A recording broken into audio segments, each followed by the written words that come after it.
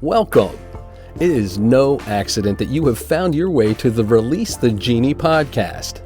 What would you do with 3 wishes? And what if you discovered that you are, in fact, that very genie that could grant them? Well, join us now as we discover who our next genie is as we listen in and learn the stories of triumph, inspiration, and passion with some very special guests. And now, without further delay, your host of the Release the Genie podcast, Mr. Paul Rogers.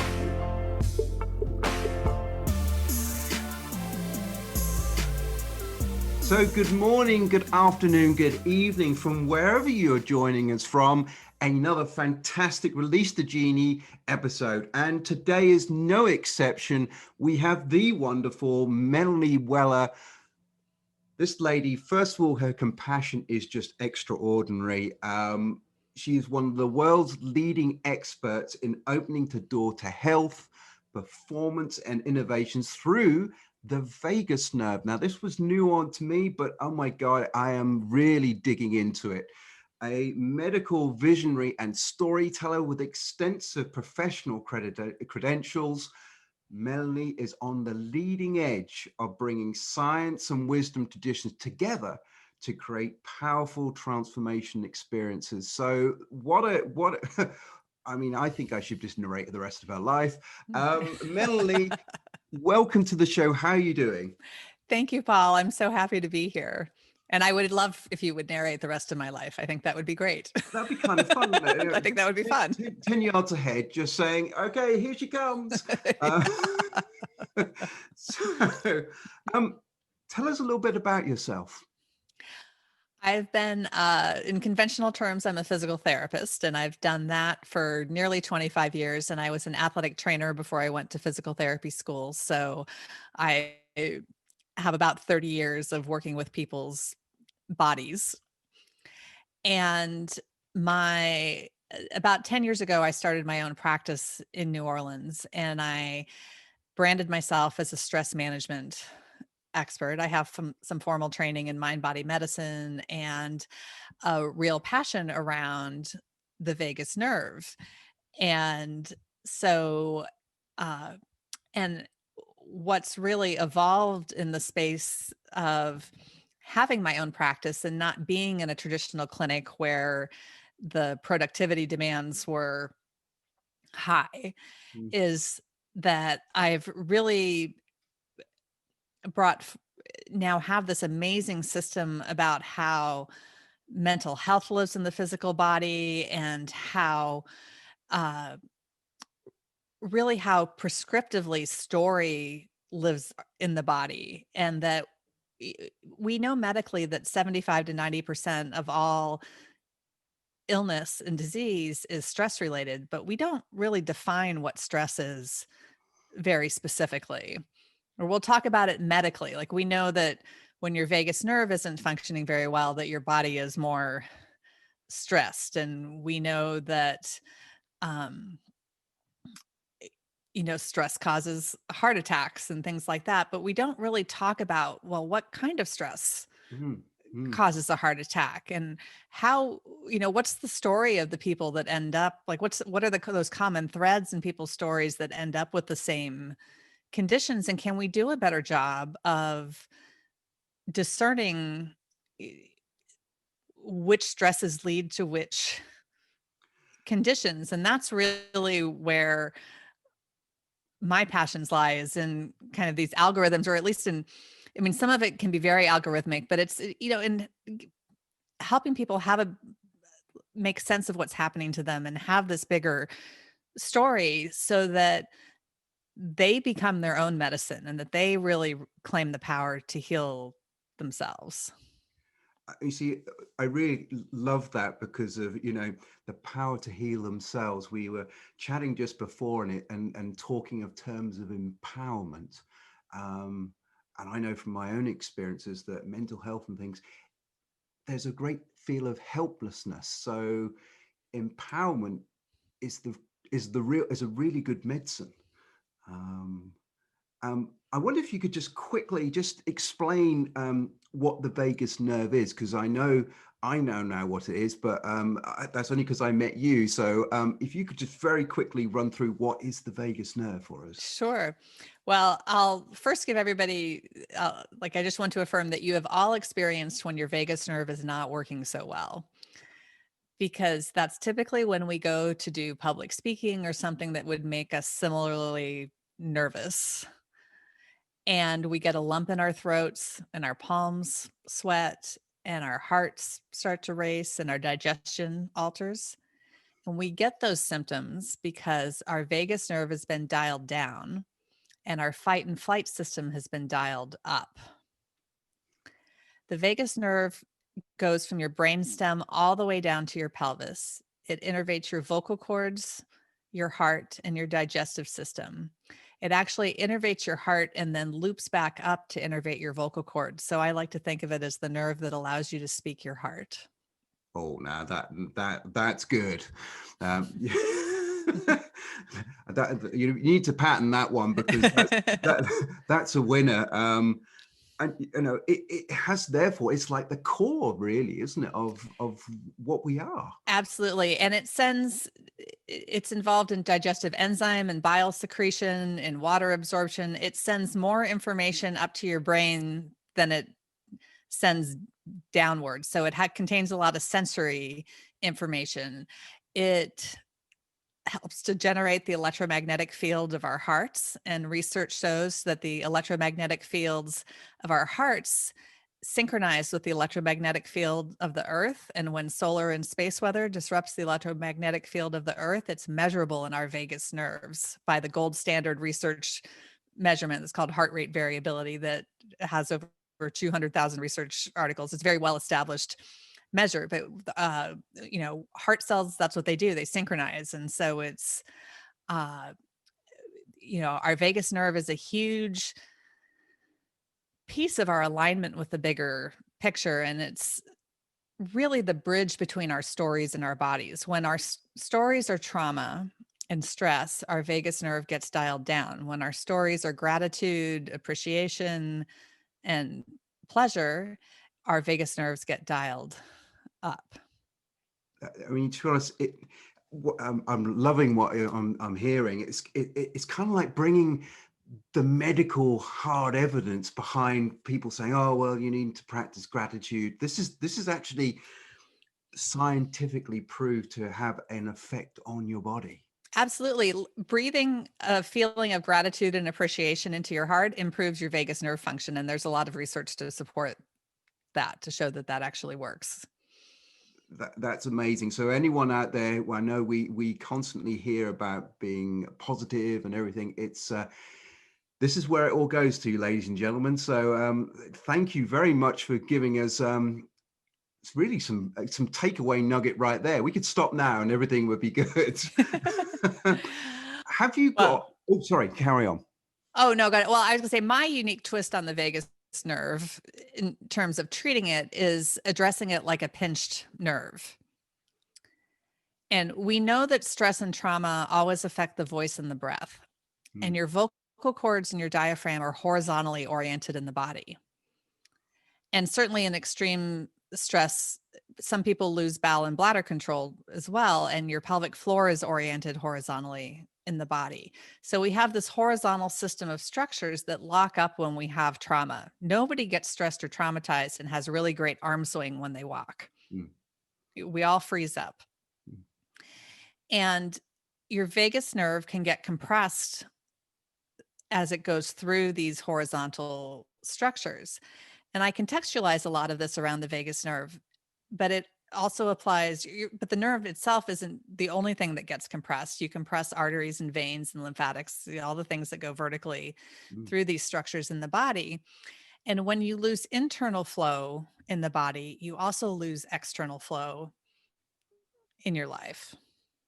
Wow. I mean, it really does give credence to what your internal world is what you see on your external. So you're pulling, for me, you're pulling it all together and I love it. So oh, thank you. Yeah, I think the only rule rule we ever follow is as above, so below. And I learned this over years of working with complicated chronic pain patients and others that hadn't found the answers that they were looking for, is that whatever was happening inside of their body was very metaphoric for what was happening outside of them. Physical therapists, especially of my age, we spend a lot of time with our patients. We like, some practices nowadays that doesn't happen as much, but when, but like I heard a lot of stories, and to really see in these complicated chronic pain patients had very complicated lives. Mm. And so really seeing how, and you just kind of heard some of the same stories, like there were archetypes that went with this. Yeah. And it was really fun, and or where I found it fun. Like the patient's never fun to be the patient in that situation, but where I had a good time. I know what you mean. Don't worry. Was challenging myself to see what 1 or 2 or 3 things I could do that would make 10 or 20 or 30 things better for these people, because I could biomechanically test them head to toe and everything would be abnormal. Wow. And, and that can be, that's overwhelming as a clinician. And one thing that medicine does not do incredibly well is to look at a person as a whole being. We're very good at the pieces and parts. We're not really good at the overall picture. And over the years, what has become just exceedingly clear is how when I decompress the vagus nerve at the base of the skull, that it alters foot and ankle biomechanics. Wow. And when I decompress the vagus nerve at the level of the diaphragm, it alters hip and low back biomechanics. And that you get these very far-reaching effects. And sometimes I can do like 1 or 2 cranial techniques and literally get the whole rest of their body back online. Wow. And that's just like, that's thrilling. That's so much fun. Like it doesn't get better than that. No, I mean, to us that, I mean, anyone who's in pain or anything else like this, I mean, you're hearing it here, and it's magnetic to listen to. Now I'm going to be really interested what would be one of your sort of memorable quotes, because already there's so much which I could write down about you. So give me something which is you find inspiring yourself. My favorite quote is from a tribe in the Andes Mountains in South America. And they say that your future is behind you, propelling you forward. And your past is in front of you, waiting for you to make peace with it and clear your way. I'm lost for words, which doesn't happen very often. I kind of expected you to give me some sort of show-stopping comment. Well, I was not disappointed. Thank you very much. Wow, I'm going to have to write that down and study that, because that is a really impressive one. Well, I think that it's, and I'll tie this into my vagus nerve decompression process for you as well. So the vagus nerve one of the places that gets compressed is on the back side of the heart. Mm. And people, at least many of the people that I see, do not breathe very well on the back side of their rib cage. Mm. They have poor rib cage mobility when they breathe on the back side. And I love this idea that your future has your back, because I've treated a lot of psychiatric diagnoses as well. And people that are anxious, especially, breathe all on the front of their rib cage. And our future isn't something that we are chasing that's out in front of us. It has our backs, and we're looking at it in the wrong direction. I think that's, for me, such the truest sense of how time works for us, and to really allow our futures to take us where we need to go. That's amazing. I'm gonna ask production if they can just pop that quote back up on the screen, because you're going to want to write that down. That is absolutely amazing.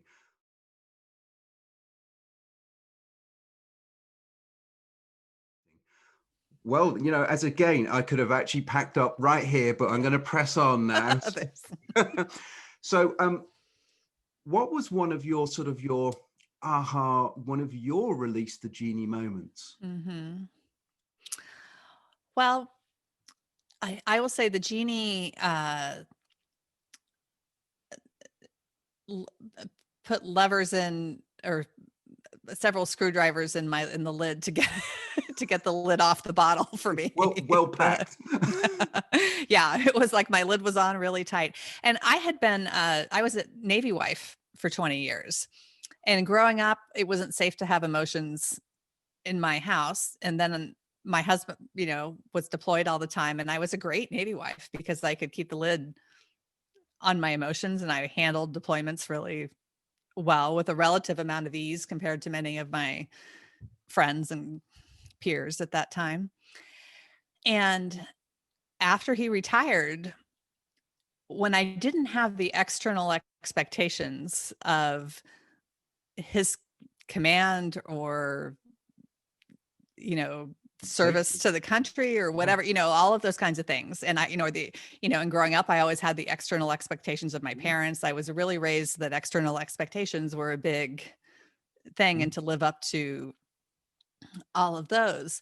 Then that's when things really started to come undone, and my body started falling apart. I had a lot of foot pain issues. My blood pressure was high. Um, my professional life felt like it was falling apart. I had a lawsuit brought against me, and my marriage was falling apart as So well. in every area. In every area, it was just completely coming unglued. And my husband was a naval aviator, and like, we're still married. We've been married for almost 29 years. And the I said, for his Navy career, I said goodbye to him every day like he wasn't going to come home, because we knew, it was very close to home. We knew lots of people, or, we knew enough people who didn't, went to work one day and didn't come home, that, I never wanted to say goodbye, like, and have that be our last, or say goodbye in an unpleasant way and have that be our last interaction. So I was always very intentional about that. And when I went on vacation with a girlfriend to Barbados and met someone who made me question every decision I had ever made in my life. And it rocked the thing I thought was unrockable. Like, I really didn't think that, he could have died in a plane crash and I would have at some level been prepared for that. Like, I had really thought about that long and hard. I mean, not that you're ever prepared, but like, it rocked the thing that I thought was unrockable. And, the gift in it, I'll say, is twofold, is that one, he was from another continent. So because if we had been in the same city, I for sure would have run a wrecking ball through my life. And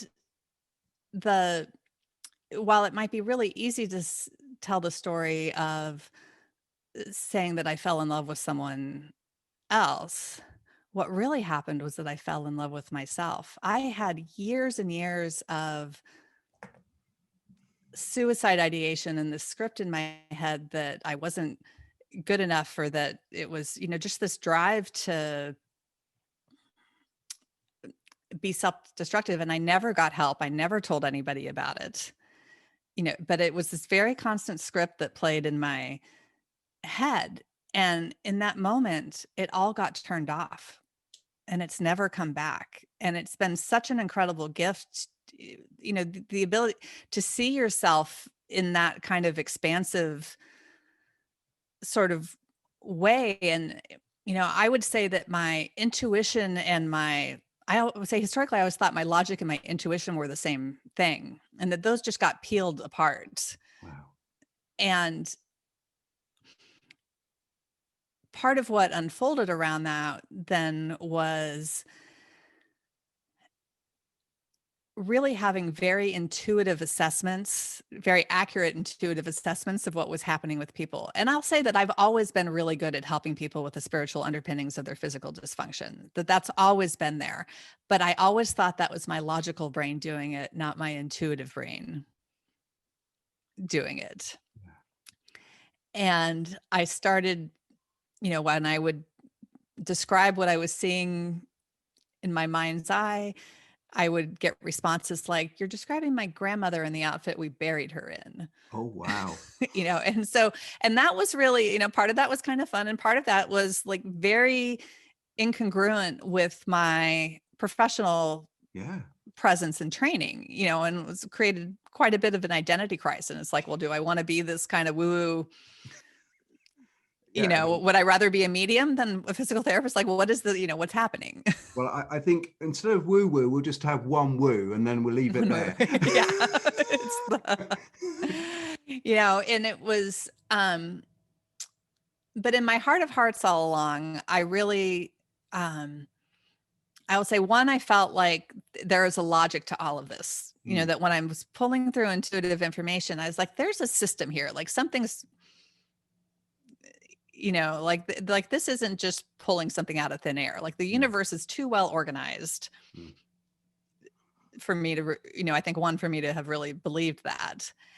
And it offered an incredible opportunity for me to show up in a different way for my clients as well. And really for myself, and as a clinician, we're all trained to kind of stay within the scope of our practice. And, we all have these specific roles and responsibilities. And, to leave your home life at home and your work, just have your work persona kind of thing.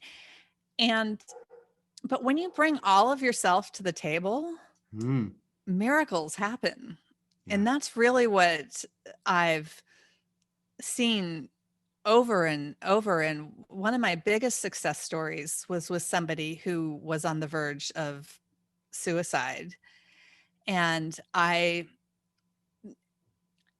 when he came into my office, I knew that he needed other help, but I also knew that I couldn't just turn him away out the door. And so I got him set up, referred to a psychiatrist, and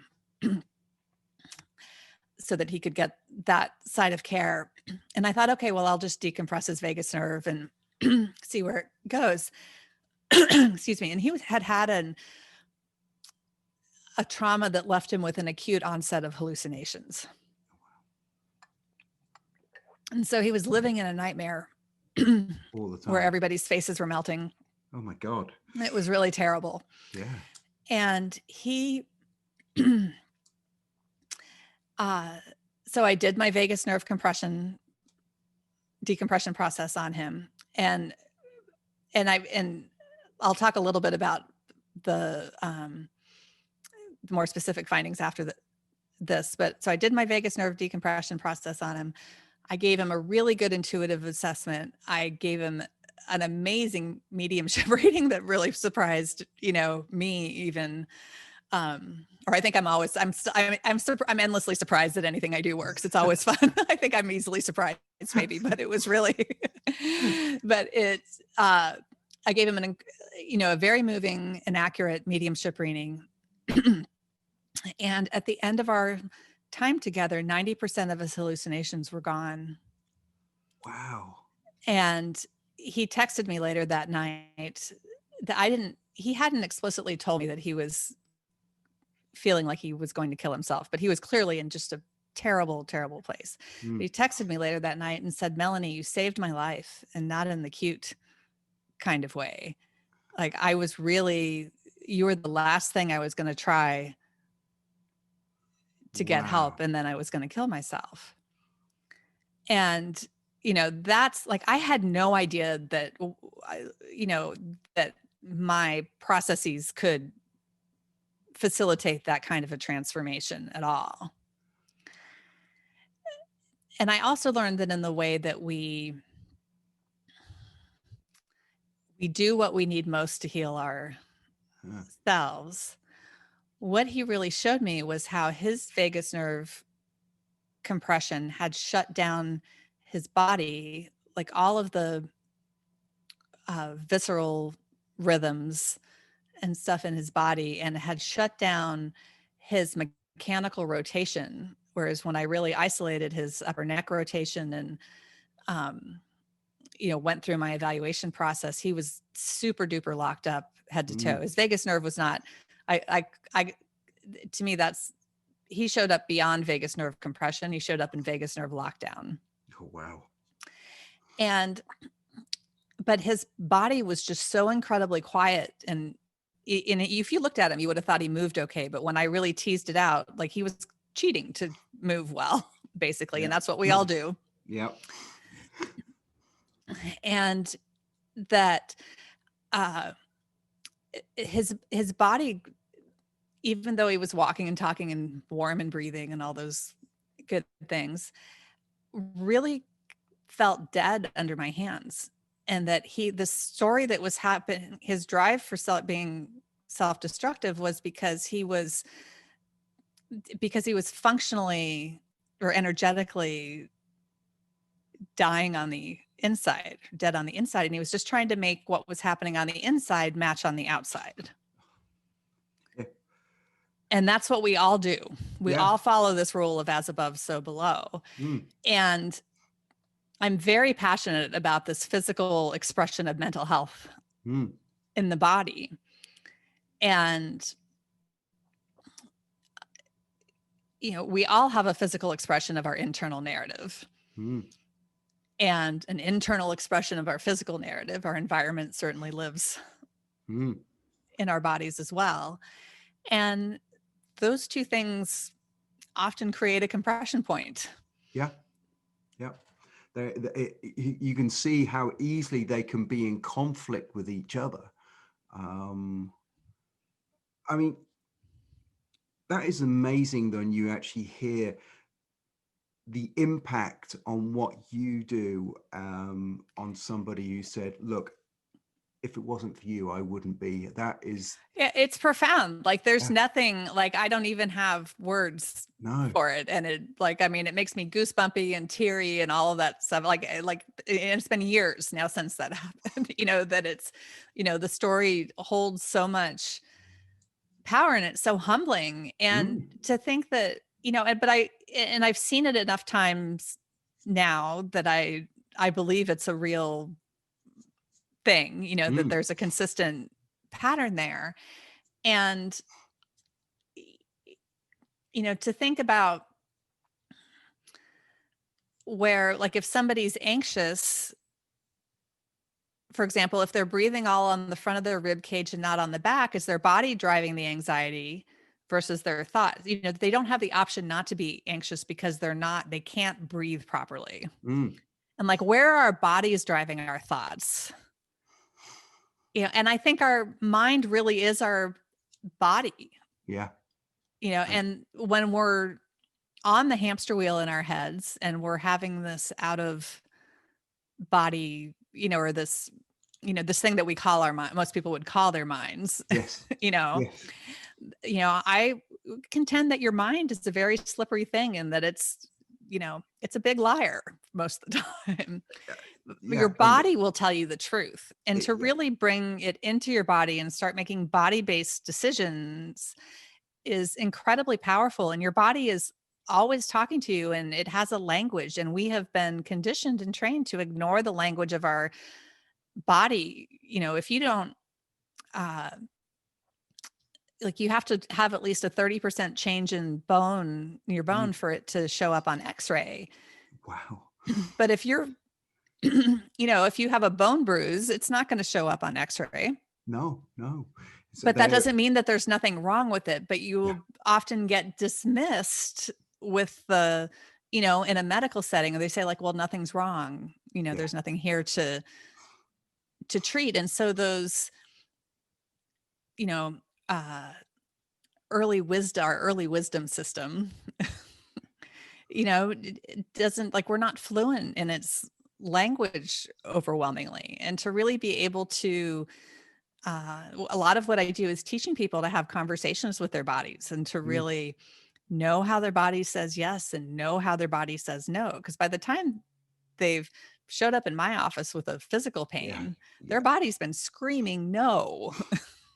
Yeah, I mean, you're absolutely right. By the time it's manifested to such a state, because it takes a long while for people to think, I need to see someone. It's not a question of immediately, oh, I'm going to go and see someone. It's, as you say, it's the kind, and that gentleman who had actually tried lots of things and he arrived to you right at the very end. I mean, wow, wow.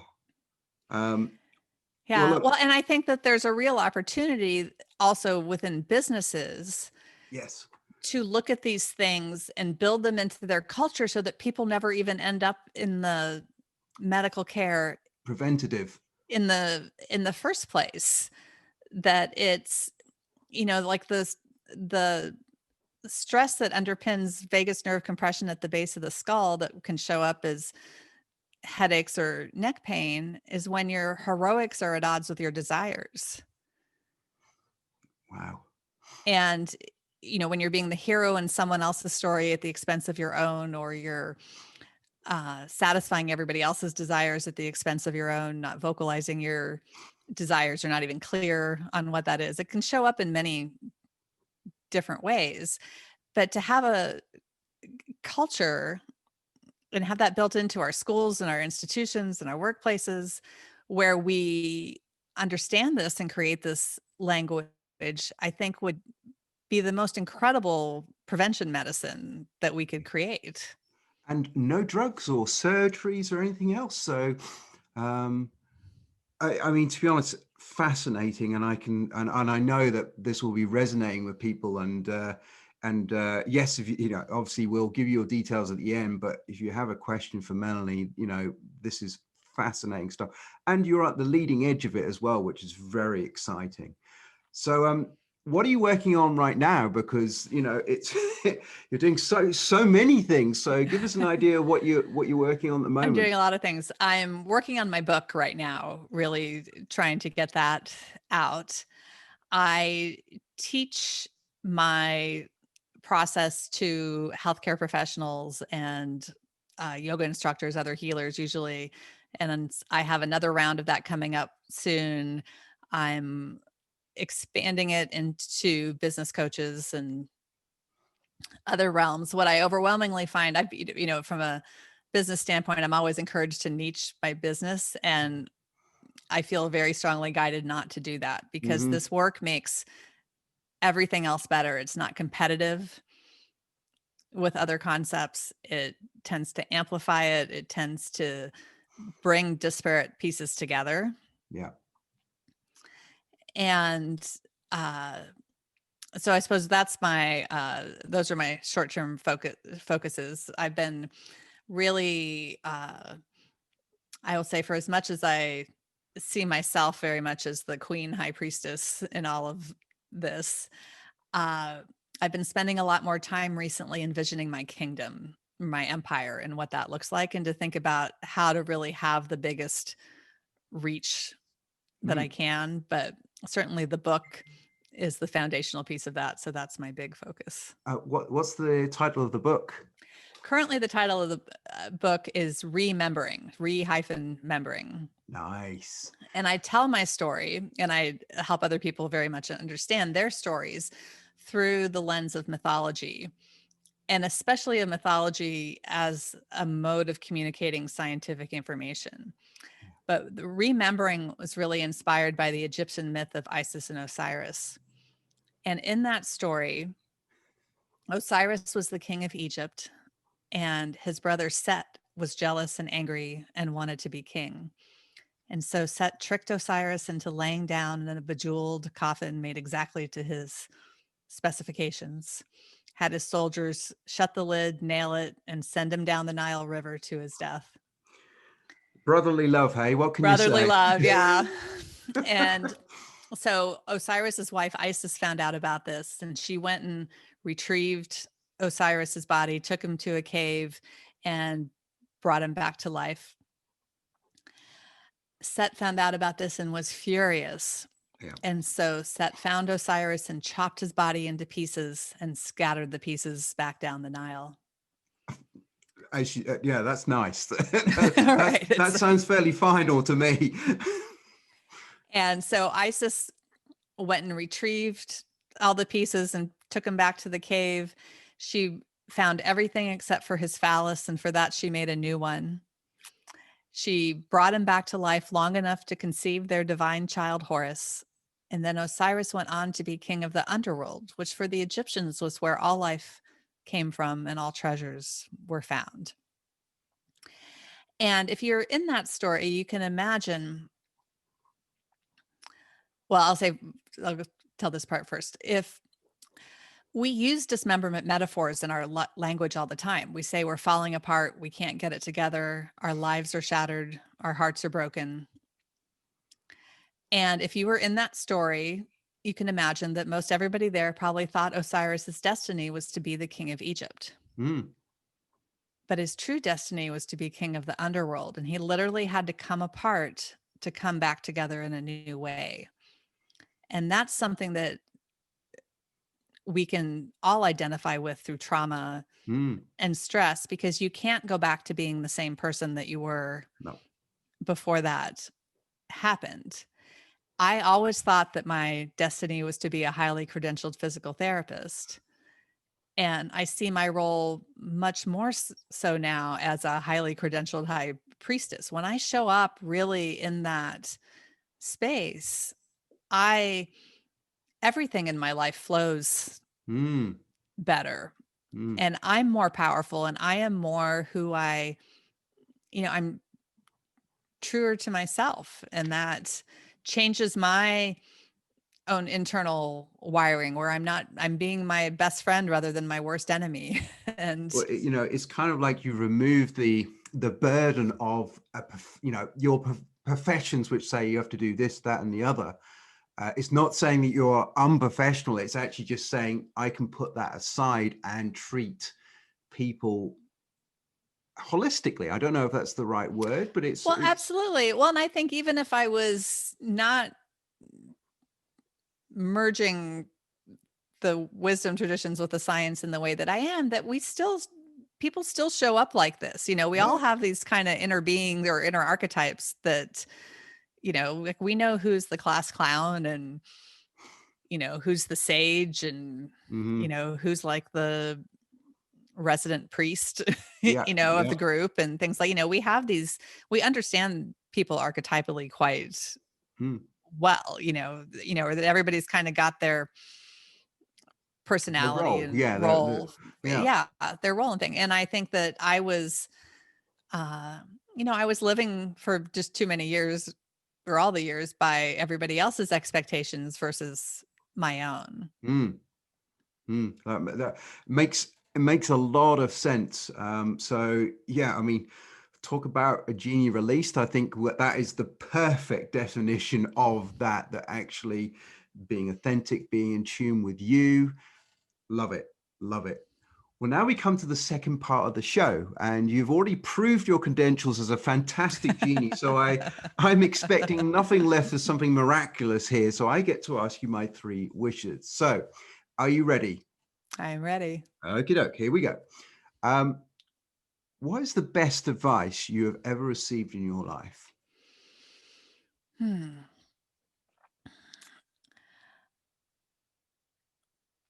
I think the best, to me, really the best advice is that your future has your back. Yeah, like going back to that quote, to me, there's nothing like that's hands down. Yeah. The best. I'll say, like, the best parenting advice I've ever gotten is to tell your children what they can do versus what they can't do. Oh, nice. Always tell, and that goes with patients too. Clients always tell them what they can do.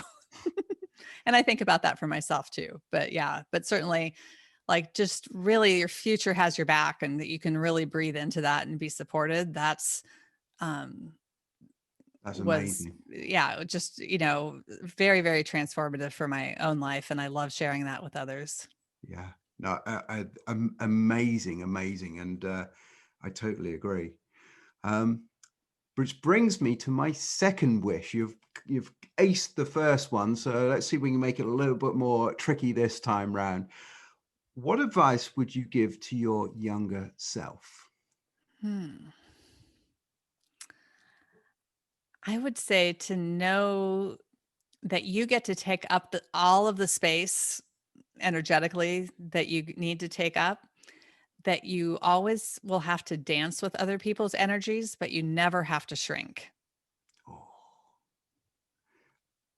you are really a sage. I need to write all this stuff down. If anyone wants the recording, it's on Spotify. Just keep listening to it on loop. That's amazing. That is, thank you. Blimey. Okay, I'm gonna you aced that one too. So I've just got one left now. So I'm very happy you're acing. I'm getting great value. So the last one is could you share one personal habit which attributes to your success? I think that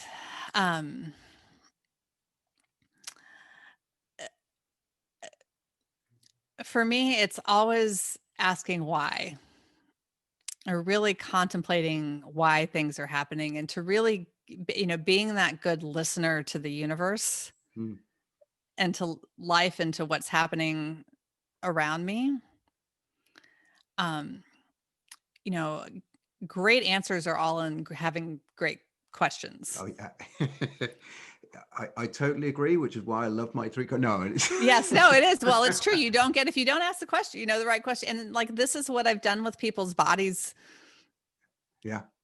for years. I'm really good at communicating with people's bodies and figuring out how their, at least for me, how their body says yes and how their body says no. And that's part of what I intuitively use to guide me when to help solve their problems when no one else has been able to do that. I'm going to just ask a question because I'm not sure.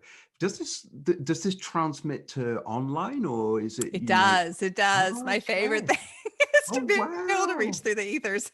And That it really, well, and I'll tell you the reason that it works in that format, to me, this is very much like speaking to the body in its original language. And in the sense that mythology was a way of communicating science, so that Isis Osiris myth actually has numbers of the Earth's precessional cycle in it. So it was how they communicated the cosmology in ancient times. And the easiest way to understand this is through Western astrology. In Western astrology, Aries rules the head, and the ventricles in your brain look just like the ram's horns for Aries, and Taurus rules the throat, and the way your hyoid bone sits on top of your larynx looks just like the symbol for Taurus, and your aortic arch is the same shape as the symbol for Leo, and Leo rules the heart, and Libra rules the kidneys, and its sign is a set of scales, and your kidneys sit in your low back very much like a set of scales. And it even extends, we really embody these stories on big levels in the way that scales represent justice. At least in the United States, the populations with the highest levels of social injustice also have the highest levels of kidney disease. wow. And so this storytelling plays out in big, big ways in the symbolism, the way these things live in our bodies. And it doesn't just work through Western astrology. The Vedas also tell the story of our anatomy, and we can really put any when you understand anatomy through archetype, then you understand how things like logos and brands and whatnot influence our behavior and thinking as well. And so there's just this fundamentally, this is the way the cosmos is coded into us. And so it's the original language of the body. And it's just an endless playground for me. It's so much fun. And I'll tell you, like my current biggest success story, which still has a lot of room to unfold, but it was a huge deal. I'm working with an autistic 17-year-old that lives in Canada, and with his mother, and he's nonverbal, he's severely autistic. And we've been working together for a few months, and he said, "Hi, Mom," the other day. She messaged me that he said, "Hi, Mom." And so like that's, like it just like it doesn't get better than that. That's amazing. And I'm sure, I know the universe has his back and is conspiring for all of this to happen. And I don't, but it's incredible to be part of his story in that way. Do you know, it's beautiful. It's beautiful. And you really know your onions, man. This is there is no question about that. Wow. So apart from your book, which is coming out soon, do you have any other book which you sort of is one of your favorites at all? Yes. The book that really got me through the throes of my spiritual awakening and figuring out what was happening was Martha Beck's Finding Your Way in a Wild New World. Oh, I love the title. And she's a Harvard trained what did I say, organizational behaviorist, something like, that might not be the exact right title for her, but she has her bachelor's, master's, and PhD from Harvard. And she really looked at shamans and other magic, like these seemingly magical people around the world, and identified that they all have 4 steps to their process in common. Wow. And so she goes through the science and the wisdom. She does a beautiful job of blending the science and wisdom around all of this. And it was very affirming for me in that, in when I wasn't really sure what was happening to me or where I was supposed to go with all of this kind of like information. a bit of a survival guide, really, to actually It just is, get you. yeah. Yeah. Yeah. And I highly recommend having a paper copy of the book, because she's got really great kind of workbook questions that you can go through to, nice little exercises that, nice. But it's a great audiobook. She has a very pleasant voice if you like and I like audiobooks too, but it's also nice to have the hard copy. That's amazing. Well, to be honest, thank you very much for sharing that. That's wonderful. Where can we get hold of you? Because I can hear the clamoring of so where can we find you? My website is my name, melanieweller.com, MELANIEWELLER, just like it sounds. And if you opt in at the bottom of my homepage for my email list, it will email you a free vagus nerve decompression course, and it'll teach you how to assess and treat yourself. It'll take you through the whole system. I would love for this ultimately to be just public health information. Yeah. Then that it becomes just basic hygiene for us as well. Just like brushing your teeth, you do a vagus nerve exercise or 2 every day. That's amazing, because I know that's something which we talk a lot about, routines in the mornings and things. So that's a very easy thing just to put into a routine. And that's a great offer. That's so wonderful. So wow. Well, look, I'm going to just try and summarize here. You are desperately authentic, and you see problems in a different way, which I think is a really good thing. And you are able to join the dots, because, as you said, a lot of things they get missed, they fall down the cracks. So it's been an absolute pleasure having you on. I know you've got a series of excellent YouTube videos, because I've watched some. So, Melanie is on YouTube if you want to dig in more.